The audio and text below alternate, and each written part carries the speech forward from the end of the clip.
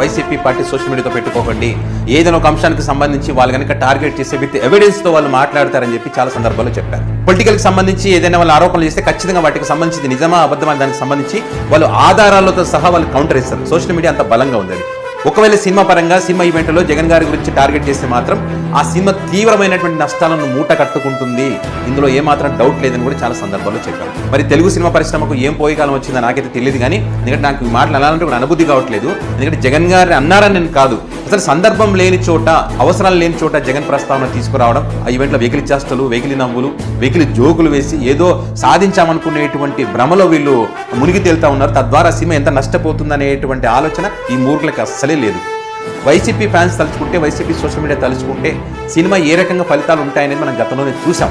అదేవిధంగా YCP party నాయకులకు support చేసిన వాళ్ళని ఎవరైనా టార్గెట్ చేసినా కూడా వీళ్ళు ఏ రకంగా వాళ్ళకి మద్దతుగా నిలబడతారు, నెగిటివ్ ప్రచారం చేసి ఏ రకంగా దాన్ని ఎదుర్కోగలుగుతారనేది కూడా మనకు ప్రూవ్ అయింది. ఇది అల్లు అర్జున్ సినిమాకి ఇప్పుడు గేమ్ చేంజర్ ఈవెంట్లో కూడా జగన్ గారికి సంబంధించి వెకిలి చేష్టలు, వెకిలి మాట్లాడినటువంటి పరిస్థితి. అవసరం లేని చోట జగన్ గారి నుంచి మాట్లాడడం, మళ్ళీ ఇప్పుడు అదే విధంగా మరొక గండం వైసీపీ గండం మరొక సినిమాకు తగులుకుంది ఇప్పుడు.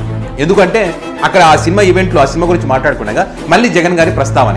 అరే బాబు, జగన్కి వచ్చిన 11 సీట్లైనా సరే 40% ఓటింగ్ అనేటువంటిది మర్చిపోకూడదు, గెలుపోవటంలో సహజం.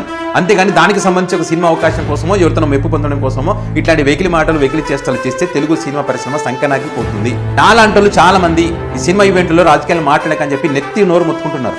కాళ్ళు మొక్కేదొకటి తక్కువ. సినిమా పరిశ్రమ నాశనం చేయకండి, సినిమా ఈవెంట్లో రాజకీయాలు మాట్లాడకండి అని చెప్పినా కూడా వినేటటువంటి పరిస్థితి.